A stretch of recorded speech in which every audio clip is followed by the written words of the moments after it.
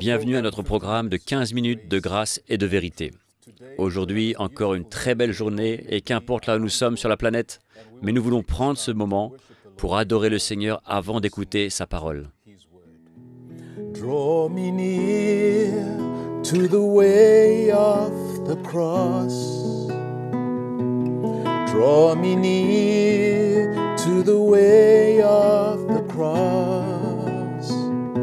And I will never be, I will never be the same again. Draw me near to the way of the cross. Draw me near to the way of the cross. And I will never be, I will never be the same again. I will never be, I will never be the same again. Je suis tellement reconnaissant pour ce que Jésus a fait quand il a pris ce chemin vers la croix. Et je prie que cela soit le désir de nos cœurs, de chacun d'entre nous, et de prendre ce même chemin. Que le Seigneur vous bénisse alors que nous allons écouter sa parole aujourd'hui. Bienvenue à un nouvel épisode de 15 minutes de grâce et de vérité. Je crois que vous avez apprécié ces messages. Ils sont courts, mais très clairs. Si vous marchez avec nous, je suis sûr que votre vie ne sera plus jamais la même. Comme je le dis souvent, la parole de Dieu, elle est comme une épée à double tranchant, qui est capable de séparer, de changer. C'est pourquoi, quand nous emmenons la parole de Dieu vers vous, nous l'emmenons avec confiance. Et cette fois-ci, n'éteignez pas l'esprit. C'est très important, car l'Esprit de Dieu est une force de notre vie chrétienne. Je veux vous rappeler que quand Jésus se préparait à aller au ciel, il a rassemblé ses disciples dans cette chambre haute et il leur a commandé de rester là jusqu'à ce qu'ils reçoivent la puissance du Saint-Esprit. En fait, si vous lisez dans Acte 1, verset 4, il leur a dit de ne pas quitter Jérusalem. C'était un ordre, parce qu'il savait que quand ils quitteraient cet endroit, sans l'aide du Saint-Esprit, ils ne pourraient pas continuer. La chair est faible. Un homme sans l'aide de l'Esprit, sans le Saint-Esprit, un croyant, sans la conduite et l'aide du Saint-Esprit, ne peut pas tenir. Et c'est pourquoi, mes chers amis, je veux vous encourager. Peut-être qu'une fois vous avez été rempli du Saint-Esprit, mais vous n'avez pas continué avec cette conduite, avec la présence du Saint-Esprit. Quelque part, dans votre vie chrétienne, le Saint-Esprit s'est asséché. C'est pourquoi Paul dit aux Thessaloniciens, au chapitre 5, verset 19, juste une ligne. Paul dit, « N'éteignez pas l'Esprit ». Éteindre veut dire qu'il était là auparavant, mais on n'a pas continué à s'en servir. Comme vous le savez très bien, le Saint-Esprit nous aide dans nos faiblesses. Et nous sommes des hommes faibles. Nous sommes des vases faibles. Et je veux mettre l'emphase sur ce mot. Il a donné un ordre. Il a commandé l'Église. Il a dit aux disciples de ne pas quitter Jérusalem jusqu'à ce qu'ils soient équipés par le Saint-Esprit. Parce que le Seigneur savait que sans cet équipement, beaucoup de chrétiens aujourd'hui tombent dans le péché. Parce que le Saint-Esprit, qui est une aide, qui est un enseignant, n'est plus là. Peut-être une fois, ils ont été baptisés dans le Saint-Esprit et parlé en langue, mais quelque part, le long du chemin, votre vie est rentrée dans le compromis et vous avez quitté cet endroit où le Saint-Esprit n'est plus une aide pour vous. Vous marchez seul, vous faites tout seul. Mais personne ne vous conduit, personne ne peut vous enseigner, personne ne vous aide. Je veux vous encourager, mes chers amis. C'est un temps pour revenir à cet endroit où le Saint-Esprit est présent dans notre vie. Ne quittez pas cet endroit jusqu'à ce que vous soyez remplis de cette puissance d'en haut. Et quand nous recevrons cette puissance, nous serons des témoins, comme dit Jésus, en Judée, en Samarie et jusqu'aux extrémités de la terre. Voilà le résultat. Il n'y a pas de réveil sans le Saint-Esprit. Il n'y a pas de croissance sans le Saint-Esprit. C'est pourquoi je veux vous encourager, mes amis, si vous voulez continuer d'être un chrétien fort, d'être un homme et une femme spirituels, restez là où est le Saint-Esprit dans votre cœur. Rassurez-vous que le Saint-Esprit est toujours en train d'œuvrer dans votre vie et de ne pas être un homme de la chair ou un homme qui se conduit lui-même. Mais vous êtes un homme qui devait écouter le Saint-Esprit, être conduit par le Saint-Esprit. C'est tellement important que dans ces derniers temps, ce sont des jours mauvais. Et sans le Saint-Esprit, vous ne pourrez pas discerner. Vous savez, le Saint-Esprit nous emmène à discerner. Le Saint-Esprit nous parle. Le Saint-Esprit nous avertit. Pas une fois où je suis tombé dans des problèmes, où le Saint-Esprit a sonné l'alarme en moi. Il m'a rappelé, il m'a secoué. Et je vous en supplie, mes amis, aujourd'hui, écoutez cette parole. N'éteignez pas l'esprit. Si je lis un autre verset, dans le livre de Romains, chapitre 8, verset 26, Paul nous rappelle à l'Église cette même chose. Romains 8, verset 26.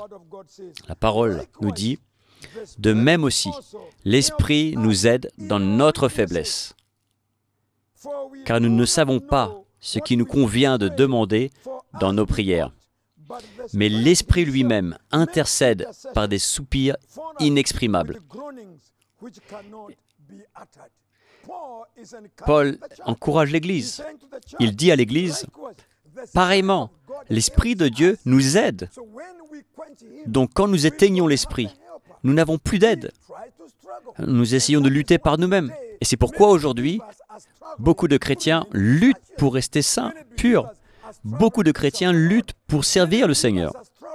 Et beaucoup luttent dans leur marche avec le Seigneur, parce qu'ils ont abandonné l'aide du Saint-Esprit. Il n'y a plus d'enseignants. La Bible nous enseigne que le Saint-Esprit nous enseigne, nous aide dans nos faiblesses. Quand nous sommes faibles, alors le Saint-Esprit vient nous aider, vient nous parler. Beaucoup de fois, je me sens faible, mais quand je prie à Dieu, je ressens l'assistance, je suis rechargé à nouveau pour continuer. Je veux vous partager un autre verset, dans 2 Timothée, chapitre 1, versets 6 et 7. Et là, il dit à Timothée, « Ranime le don de Dieu en toi, que tu as reçu par l'imposition de mes mains. » Ranime, ça veut dire, je t'encourage à ranimer le don que tu as reçu par l'imposition des mains. Ce n'est pas simplement par des paroles ou des confessions positives qu'on peut restaurer, ranimer l'Esprit de Dieu en nous. Même pour les dons du Saint-Esprit, pour qu'ils soient vivants, qu'ils soient puissants et à l'œuvre. J'ai besoin du Saint-Esprit. Chaque chrétien devrait être actif et sensible et être fort quand nous bougeons par le Saint-Esprit. Quand vous regardez la vie des disciples et des apôtres de Christ, ils ont vaincu parce que le Saint-Esprit était vivant en eux. Le Saint-Esprit pouvait les avertir, pas une fois, mais plusieurs fois, quand même le Saint-Esprit a prévenu Paul de s'enfuir d'un village. Il y avait des fois où on voulait le tuer. Plusieurs fois, on a voulu tuer Paul. Et Dieu a parlé à Paul. Et Dieu l'a prévenu de s'enfuir. Le Saint-Esprit est notre aide. Le Saint-Esprit est celui qui nous rappelle. Et celui qui nous équipe. Il équipe nos cœurs, il fortifie nos cœurs. Je veux vous encourager aujourd'hui. N'éteignez pas le Saint-Esprit. Paul était très catégorique. Dans 1 Thessaloniciens, comme nous avons lu, c'est une seule ligne. Lisez-le plusieurs fois et permettez au Seigneur de vous faire comprendre ce passage. N'éteignez pas le Saint-Esprit. Les chrétiens aujourd'hui sont faibles dans leur marche avec le Seigneur. parce qu'ils ont éteint le Saint-Esprit. Si vous allez dans certains rassemblements chrétiens, vous verrez alors que certains dons du Saint-Esprit ne sont plus à l'œuvre, parce que les dons du Saint-Esprit peuvent seulement opérer bien quand le Saint-Esprit est présent. Et je veux vous encourager, chacun d'entre nous, si vous voulez répondre aux dons du Saint-Esprit et d'expérimenter les fruits du Saint-Esprit, cela ne peut pas se passer si vous avez déjà éteint le Saint-Esprit. Toutes ces richesses du Saint-Esprit ne peuvent être présentes que seulement quand nous sommes remplis du Saint-Esprit. Et de permettre au Saint-Esprit d'occuper nos vies. Et c'est comme cela que nous allons pouvoir manifester les dons de Dieu. C'est comme ça qu'on pourra ranimer en nous les talents que Dieu a mis en nous et de bénir le peuple de Dieu. C'est comme ça que nous allons prophétiser par le Saint-Esprit. C'est comme ça que nous allons adorer par le Saint-Esprit. C'est comme ça que nous allons servir Dieu par le Saint-Esprit. Mes amis, quand le Saint-Esprit est absent, nous bougeons par la chair. Quand le Saint-Esprit n'est pas présent, la chair prend le relais. Et tout ce qui vient de la chair est la chair. C'est pourquoi aujourd'hui, dans l'Église, on voit comment le monde a infiltré l'Église, comment le monde est venu dans les prédications, comment le monde s'est infiltré même dans les prédications, les messages. Et aujourd'hui, on adore Dieu d'une manière mondaine. Au lieu d'adorer Dieu d'une manière réelle, nous faisons simplement une comédie, une mise en scène. Et donc finalement, on essaye d'encourager les gens dans la chair, par nos propres talents. Mais quand nous revenons à cet endroit où le Saint-Esprit, ça ne sera plus une performance, mais ça va être le Saint-Esprit qui va nous parler. Et mon message alors sera puissant. Il sera inspirant pour les autres. Mon adoration sera puissante quand elle est inspirée par le Saint-Esprit. Mon service à Dieu sera différent et puissant parce qu'il sera inspiré par le Saint-Esprit. La Bible nous dit qu'ils se sont tenus pour Jésus parce que le Saint-Esprit était avec eux, la puissance du Saint-Esprit. Voilà la puissance qui est venue sur l'Église quand l'Église s'est rassemblée à Jérusalem, mais qu'ils sont restés là-bas, et que cette puissance est venue, et que ces gens sont partis. Et voilà comment Pierre a prêché les messages. Son premier message, 3000 personnes se sont converties en une seule fois. Des miracles se produisaient, qui n'étaient pas fabriqués, mais qui étaient des authentiques miracles. Les yeux des aveugles s'ouvraient, les handicapés marchaient. Moi, j'espère, je regarde pour qu'on puisse vivre ces moments-là à nouveau, que l'Église puisse fonctionner par le Saint-Esprit et que le Seigneur puisse se servir de nous.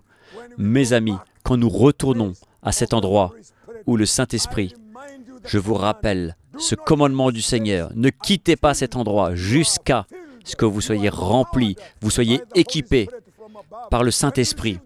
Et quand vous recevrez cette puissance, Jésus a dit, vous serez mes témoins en Judée, en Samarie et jusqu'aux extrémités de la terre. Mes amis, pour que nous puissions être des ambassadeurs, pour que nous puissions nous tenir pour Christ, nous devons nous rassurer de ne pas éteindre le Saint-Esprit. Que le Saint-Esprit soit vivant en nous, pour maintenant et toujours. On se revoit très bientôt pour la prochaine session et que vous puissiez continuer à profiter de ce moment de grâce. Que le Seigneur vous bénisse. Alors que nous avons terminé cette session de 15 minutes de grâce et de vérité, nous avons entendu la parole de Dieu et comme David dit, « Ta parole, Seigneur, est une lumière à mes pieds. C'est une lampe sur mon chemin. » Et je crois, alors que nous avons entendu la parole de Dieu, cela va emmener de la lumière sur le chemin qui est devant nous. Alors que nous terminons ce programme, nous voulons simplement vous inviter à nous écrire, à nous laisser savoir les choses que vous faites face, les difficultés que vous traversez et comment Dieu vous aide à travers tout cela, comment vous expérimentez sa fidélité. Merci de vous abonner à cette chaîne, activez les notifications et vous verrez vous-même comment ces moments seront des bénédictions pour vous. Et partagez également. Partagez ces liens, ces vidéos avec vos amis, vos familles, et ils seront bénis pareil comme vous l'avez été. Parfois, nous n'avons pas de solution, mais la parole de Dieu est la solution. Que le Seigneur vous bénisse et à la prochaine fois. Mais pour aujourd'hui, on vous dit au revoir.